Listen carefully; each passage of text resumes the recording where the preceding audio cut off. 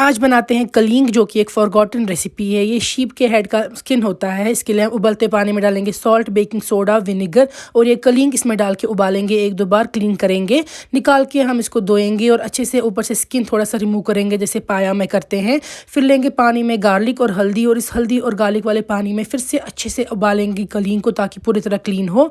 यहाँ हमने wild valley food से ली है राजमा, जो कि काफ़ी अच्छी क्वालिटी की मुझे लगी, क्लीन भी है। आप भी ट्राई कीजिएगा। यहाँ पे इसको थोड़ा सा दरदरा पीसेंगे और कलींग के साथ प्रेशर कुकर में ऐड करेंगे। खड़े मसाले डाल देंगे इसमें, साथ में ऐड करेंगे नमक टेस्ट के अकॉर्डिंग, हल्दी, सौंफ का पाउडर डाल देंगे। अब हम इसमें जिंजर पाउडर भी डाल दीजिएगा और गार्लिक का पेस्ट। इन मसालों के बाद पानी ऐड कर देंगे, लिड क्लोज करेंगे और 90% तक हम कलींग को कुक करेंगे।